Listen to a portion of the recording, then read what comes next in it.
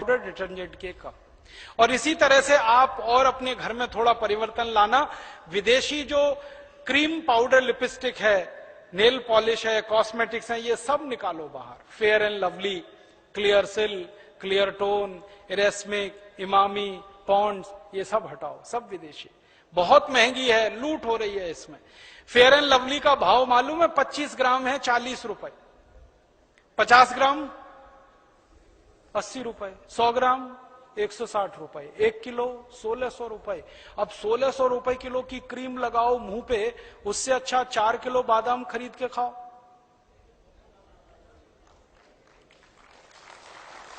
अकल लगाओ ना अपनी। अब 1600 रुपए किलो की क्रीम लगाओ जिससे कुछ नहीं होने वाला, उससे अच्छा 4 किलो बादाम खरीद के खाओ। क्योंकि ये फेयर एंड लवली लगा के कोई गोरा नहीं हुआ आज तक। अगर हो जाता तो अफ्रीका वाले क्यों काले हैं?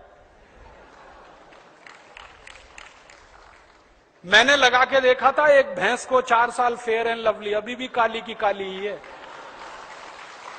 दुनिया में कोई आदमी फेयर एंड लवली लगा के गोरा हुआ नहीं, और होने की दूर दूर तक संभावना नहीं।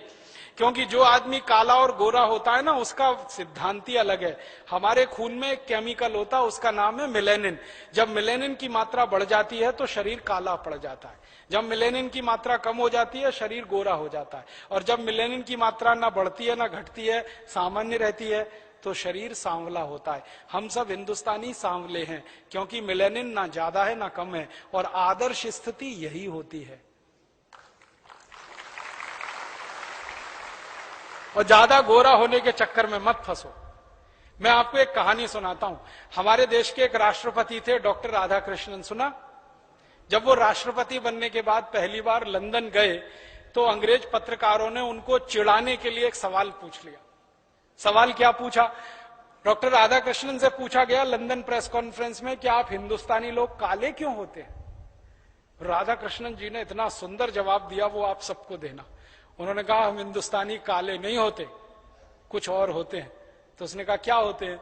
तो उन्होंने एक कहानी सुनाई। उन्होंने कहा भगवान ने रोटी बनाई, भगवान जी ने रोटी बनाई तो रोटी कच्ची रह गई, वो खाके तुम सब अंग्रेज पैदा हो गए। भगवान जी ने फिर एक रोटी बनाई और वो जल गई, उसको खाके ये सब अफ्रीकी पैदा हो गए। और फिर भगवान जी ने एक तीसरी रोटी बनाई जो ना कच्ची रही ना जली, बराबर सिकी, उसको खाकर हम हिंदुस्तानी पैदा हुए।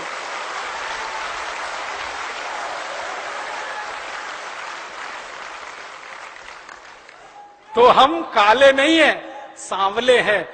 और मैं आपको बताऊं, विज्ञान ने यह स्वीकार कर लिया है आज कि सांवले रंग की त्वचा को कैंसर होने की संभावना सबसे कम होती है। कारण क्या है? खून में मेलेनिन की मात्रा सबसे परफेक्ट हमारी ही है। इसलिए अपने सांवले होने पे गर्व करो, इसको हीन भावना से मत देखो।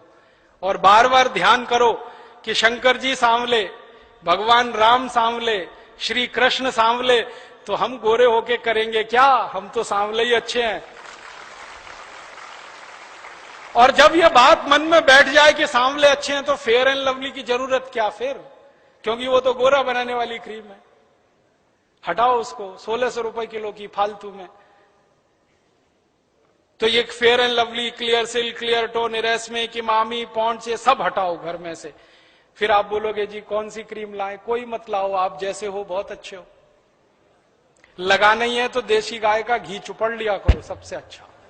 हाँ, उससे अच्छी कोई चीज नहीं। और नहीं तो जैसे हैं वैसे अच्छे हैं। आप इस बात का ध्यान रखो कि दुनिया में किसी भी व्यक्ति के व्यक्तित्व की परीक्षा उसके शरीर के रंग से नहीं होती, उसके काम से होती है, उसके गुण से होती है, उसके स्वभाव से होती है। हर व्यक्ति का व्यक्तित्व नापा जाता है गुण, कर्म, स्वभाव से। वो इस बात से नहीं नापा जाता हाय कितना गोरा है, कोई नहीं कहता।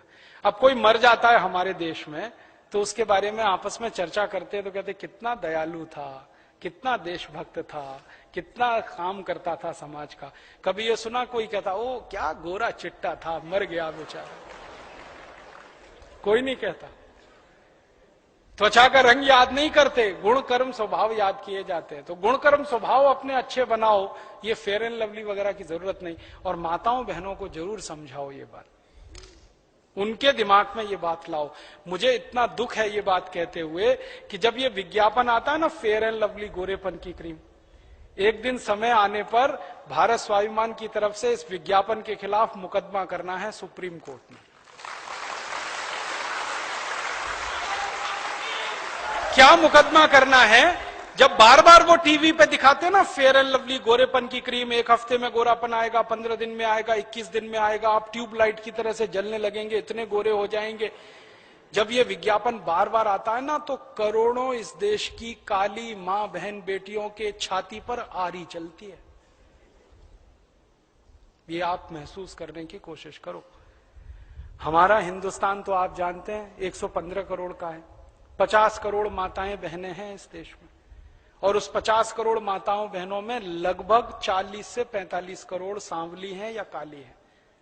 उनके दिलों पे कटार चलती है, आरी चलती है जब वो ये विज्ञापन देखती हैं कि हाय रे हाय गोरेपन की क्रीम फेयर एंड लवली। और उन माताओं बहनों को क्या लगता है कि गोरे होने से ही फिर जिंदगी संवरती है। और मुझे इससे भी ज्यादा तकलीफ है, मैंने न्यूज़पेपर की कटिंग काट के रखी है। कई बहन बेटियों ने फांसी लगाकर आत्महत्या कर ली क्योंकि उनकी शादी नहीं हुई कालेपन के कारण, सांवलेपन के कारण, तो फांसी लगा के मर गए। हमारे हिंदुस्तान में मां बहन बेटियों के व्यक्तित्व को रंग से नहीं नापा गया कभी भी, हमने उनके गुण कर्म स्वभाव से नापा है। लेकिन ये विज्ञापन जो आता है रोज फेयर एंड लवली गोरेपन का, ये करोड़ों माताओं की छाती पे आरी चलाता है, उनके दिल को चोट पहुंचाता है। उनकी तरफ से हमें मुकदमा करना है एक बार, और इस कंपनी को कटघरे में खड़ा करना है कि तुम सिद्ध करो तुम्हारी क्रीम में ऐसा क्या है जो किसी को गोरा बना सकता है। कुछ नहीं। इसलिए दिमाग से निकाल दो ये सारी बकवास बात। कुछ चीजें और बिक रही हैं इस देश में, जैसे फेयर एंड लवली। बहुत लोग लगाते हैं कि गोरेपन की क्रीम है। मैंने 4 साल एक भैंस को लगा के देख लिया, वो आज तक नहीं करता। दुनिया में कोई काला गोरा नहीं हो सकता। जो काला है वो काला है, जो गोरा है वो गोरा, रंग नहीं बदलता कभी। हमने इस फेयर एंड लवली के खिलाफ मुकदमा किया मद्रास हाईकोर्ट में, उसमें हम जीते, कंपनी हारी। वो कैसा मुकदमा था? मेरा एक दोस्त है, वो मेरे साथ पढ़ता था इंजीनियरिंग में, तमिलनाडु का है, वो बहुत काला है, इतना काला है आपके घर में तवा है ना, उसको उल्टा कर दो, इतना काला।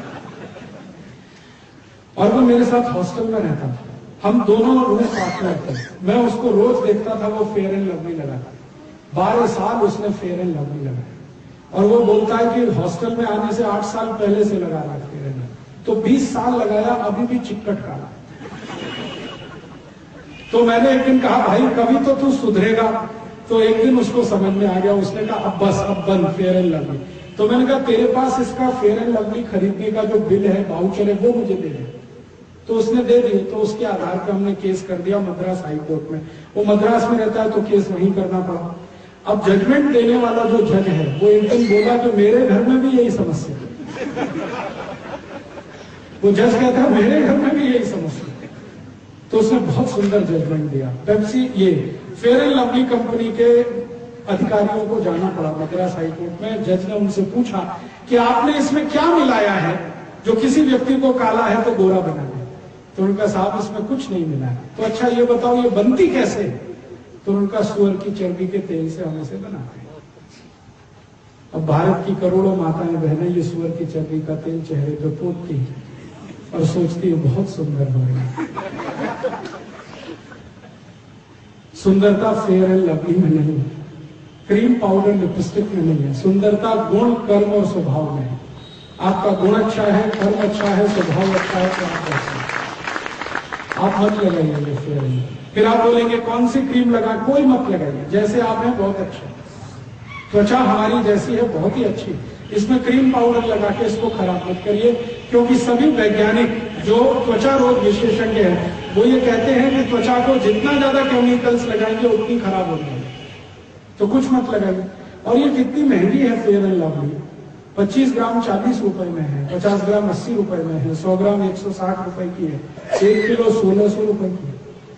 अब 200 रुपए किलो का काजू है, 300 रुपए किलो बादाम है, 1600 रुपए किलो ये सुअर की चर्बी का तेल। अगर आप थोड़े भी होशियार हैं तो 200 रुपए किलो बादाम खाइए, काजू खाइए, ये 1600 रुपए किलो की क्यों क्रीम लगाते हैं? बंद करिए इसको, कुछ जरूरत नहीं।